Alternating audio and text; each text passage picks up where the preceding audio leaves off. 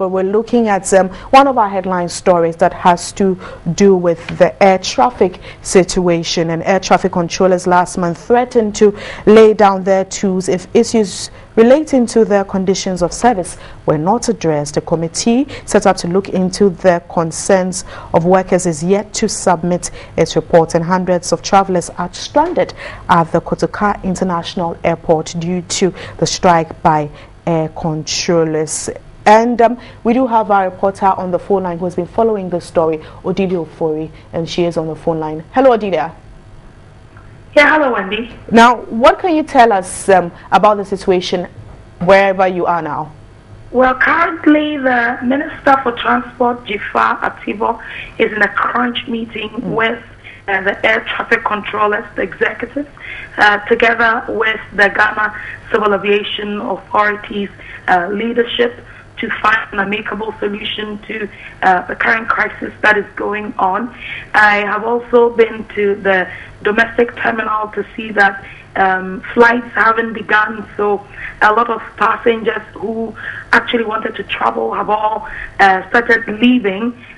Some of them are very hopeful and are very determined to go to whatever destinations they want to go to. So all of them are waiting currently patiently at the domestic terminal to see whether there will be any hope. We are hoping that the crunch meeting will end very soon and flights will begin. I also just cited one of the air traffic controllers executives, and what I'm gathering from him is that it looks like it's going to be very positive for the flights to begin. We were promised at the earlier press conference that was organized by the DG of the of Civil Aviation, Air Commodore Kwame Menfi, where he said that in 2 hours he's very hopeful. Well, it's been 2 hours already since the whole press conference.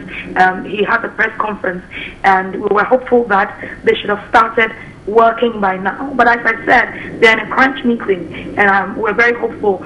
Different people assured us that she's very hopeful the crunch meeting would result positively for the air traffic controllers to begin work. You have touched on the side of the minister and also a bit about the air traffic controllers, but from their demeanor, yes, the minister might be there, but indeed, are they indicating that they might end the strike soon? What the body language I got from the air traffic controllers when they had a meeting with the minister was basically that they had a lot on their chest, and for them it has taken the strike action to sort of get this kind of meeting to be done immediately for their grievances to be heard.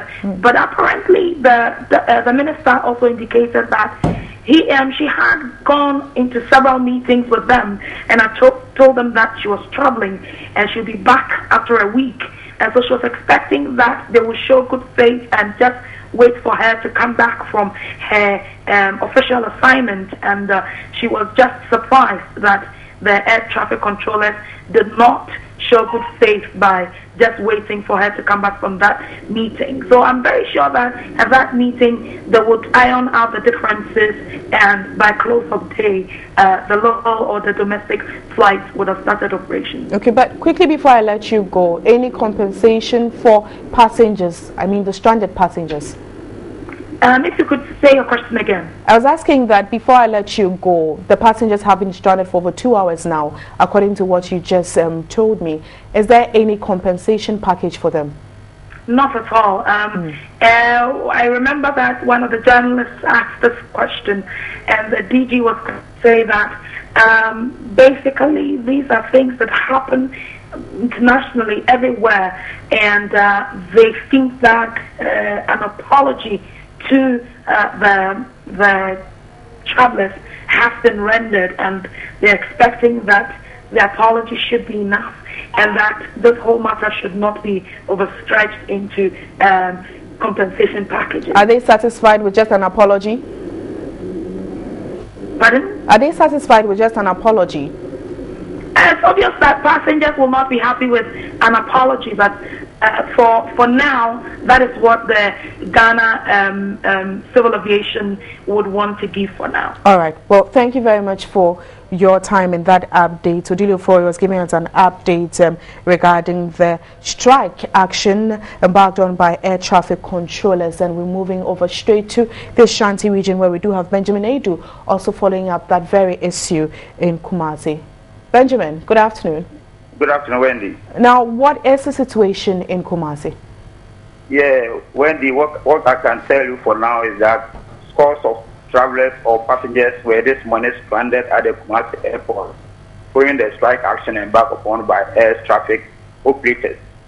Some of these travelers were disappointed, frustrated. They were not aware about this scheduled exercise.